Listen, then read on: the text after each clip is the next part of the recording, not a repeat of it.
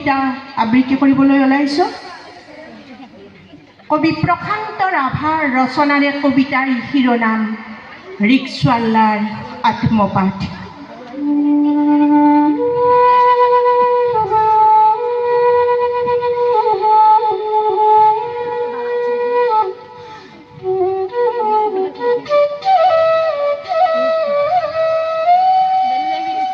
আপোনালোকৰ বাবে আমি ৰৈ থকাৰ খেল খেলি থাকোঁ, কিছু আশা আৰু অলপ বুকুত শংকা লৈ তিনি আৰম্ভণি।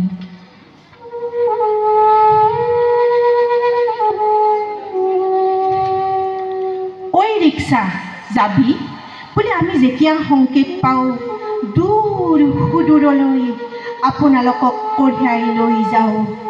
বিদায় পৰত যেতিয়া ৫ টকাৰ ঠাইত ২ টকা দিয়ে, ২ টকা কম হয় বাবু।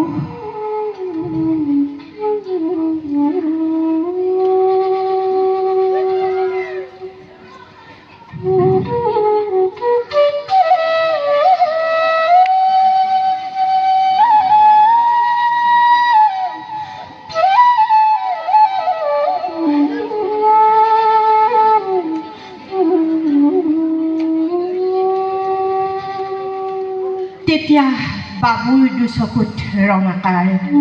প্ৰতিবাদ কৰিবলৈ আমাৰ একো নাথাকে। মাথোন ক্ষোভ আৰু বেদনাত নীৰৱে কঁপি উঠে আমাৰ ৰদে পোৰা শৰীৰ। তথাপি আমি এৰিব নোৱাৰোঁ এই খেল। আপোনালোক আমাৰ বাবে ঈশ্বৰ, অন্নদাতা।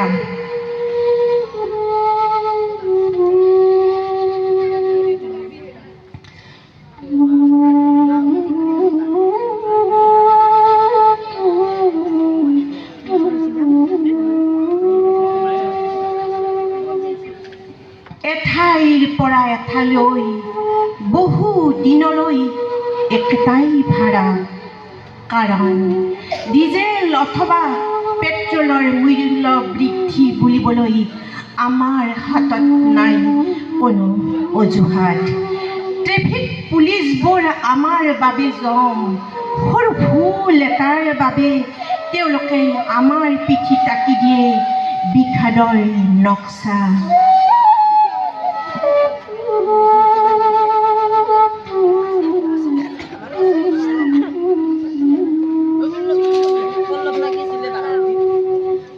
তেওঁলোকৰ লাঠি চাৰ্জত কিমান বন্ধু হ'ল ঘূণীয়া, কিমান বন্ধু হ'ল চিৰৰোগীয়া। তথাপি আপোনালোকলৈ আমি ৰৈ থাকোঁ। বেজাৰত ঘূৰি থাকে ৩টা চকা, দিনৰ পৰা ৰাতি, পুৱাৰ পৰা গধূলিলৈ। এইবাবেই যে আপোনালোক আমাৰ বাবে ঈশ্বৰ, অন্নদাতা।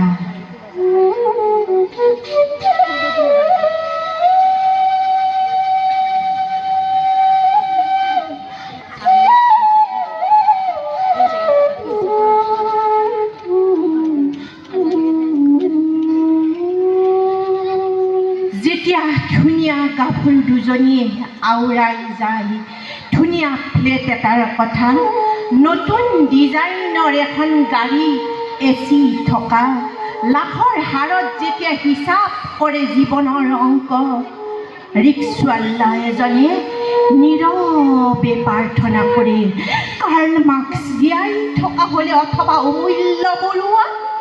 তেতিয়াই আমাৰ মনত পৰি যায় দৰজাৰ সৰু ভাড়া কোঠালিটোলৈ, ফুটপাথৰ দোকান এখনলৈ, য'ত পাওঁ আমি আশ্ৰয় আৰু খাদ্য। এই সকলোবোৰৰ পিছতো আমি জীয়াই থাকিবলৈ শিকোঁ, সুখী হ'বলৈ শিকোঁ, গাবলৈ শিকোঁ শ্ৰমৰ জয়গান।